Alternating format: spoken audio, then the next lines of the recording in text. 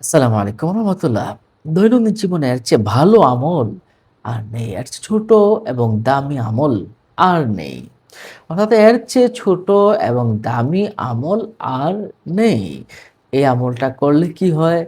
এই আমলটা করলে বিপদ আপদগুলো দূর হয়ে যায়। সুবহানাল্লাহ, সুবহানাল্লাহ।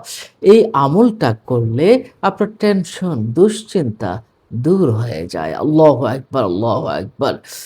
এই আমলটা করলে আপনার রিজিকটা অনেকাংশেই বৃদ্ধি পায়। আপনার রিজিক বৃদ্ধি পাবে। যারা রিজিকের টেনশনে আছেন, তারা রিজিক আল্লাহর ইচ্ছায় এই আমলের কারণে বেড়ে যাবে। এবং যারা বিভিন্ন রকম আযাব-গজবে আছে যে বিপদ শুধু লেগেই থাকে, বিপদ লেগেই থাকে। আমার বিপদ পিছু ছাড়ছে না। তাদের জন্যও এই আমলটা ছোট্ট আমল কিন্তু পাওয়ার দেখুন, কি পাওয়ার, কি ফজিলত এই আমলটার ভিতরে।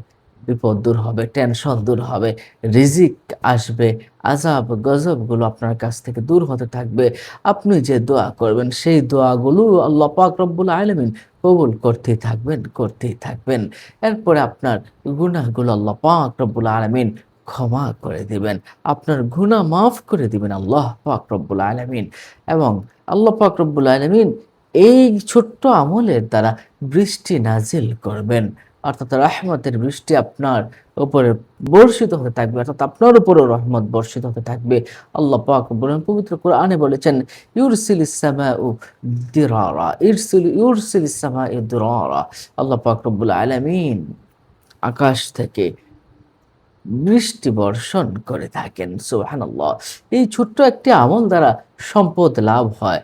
যাদের সম্পদ কমতি আছে, আল্লাহ পাক রব্বুল আলামিন ছোট্ট একটি বাক্য কিন্তু আল্লাহ পাক রব্বুল আলামিন তাকে সম্পদ দ্বারা পরিপূর্ণ করে দিবেন। আল্লাহু আকবার, আল্লাহু আকবার। তাকে সন্তান দ্বারা পরিপূর্ণ করে দিবেন। যাদের সন্তান নেই, তারা এই আমল করলে সন্তান লাভ হতে পারে। আপনার যারা কোনো কাজ সঠিকভাবে করতে পারেন না, সঠিক কোনো সিদ্ধান্ত নিতে পারেন না, তাদের জন্য এই আমলটা খুবই, খুবই পাওয়ারফুল এবং চমৎকার একটি আমল। যাদের উত্তম ভোগবিলাসী প্রয়োজন, যাদের টাকা-পয়সা সম্পদে কমতি আছে, যাদের ভোগবিলাস করতে পারছেন না, উত্তম একদম হালাল ভোগবিলাস প্রয়োজন, তারা এই আমলটা করতে পারেন। সূরা আনফালের ৫৩ নম্বর আয়াতে আল্লাহ পাক রব্বুল আলামিন এই বিষয়ে বলেছেন, যারা বিপদগ্রস্ত তারা কেন ইস্তেগফার পাঠ করে না? যারা ইস্তেগফার পড়ে, আল্লাহ পাক অপর আয়াতে বলেছেন, তারা অধিক সু সু তারা সুফল প্রাপ্ত, অধিক তারা সৌভাগ্যবান। যারা ইস্তেগফার পড়ে। সূরা হুদের ৩ নম্বর আয়াতে আল্লাহ পাক রব্বুল আলামিন বলেছেন, আমার প্রিয় নবী সাল্লাল্লাহু আলাইহি সাল্লাম দৈনিক ১০০ বার তিনি ইস্তেগফার পাঠ করতেন। অথচ তার কোনো গুনাহ ছিল না। এই ইস্তেগফার পাঠ করতেন। বান্দাদেরকেও বলেছেন, উম্মতদেরকেও বলেছেন যেন বেশি, বেশি করে ইস্তেগফার পাঠ করে। সুবহানাল্লাহ, সুবহানাল্লাহ। তাহলে ইস্তেগফার আপনি কি করে পাঠ করবেন? আপনি হাঁটতে, চলতে, বসতে আস্তাগফিরুল্লাহ, আস্তাগফিরুল্লাহ মাত্র আপনি এই ছোট্ট বাক্যটা পড়বেন। প্রতিদিন কমপক্ষে ১০০ বার আপনি পড়বেন। উপরের উল্লিখিত বিষয়গুলো আপনারা পাবেন। যারা এটা পারবেন না, আপনারা কিছু সংখ্যক বার পড়বেন। রাসূল সাল্লাল্লাহু আলাইহি ওয়াসাল্লাম প্রতি ফরজ নামাজের পরে ৩ বার তিনি আস্তাগফিরুল্লাহ, আস্তাগফিরুল্লাহ পাঠ করতেন। গুনাহ তো মাফ হয়েই বরঞ্চ এই বিষয়গুলো আল্লাহ পাক রব্বুল আলামিন দান করেন। সুবহানাল্লাহ, সুবহানাল্লাহ। এটা ছোট্ট বাক্য আস্তাগফিরুল্লাহ, ছোট্ট বাক্য আস্তাগফিরুল্লাহ, ছোট্ট বাক্য আস্তাগফিরুল্লাহ। পড়ুন, পড়ুন, পড়ুন।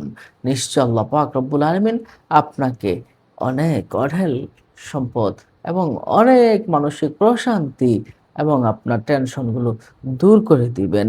ভালো কিছু দান করবেন। আল্লাহ পাক আমাদেরকে আমল করার তৌফিক দান করেন। আসসালামু আলাইকুম ওয়া রাহমাতুল্লাহ। অন্য মুমিন সবাইকে জানাতে শেয়ার করে দিন। এমন ধরনের ভিডিও পেতে চ্যানেলটি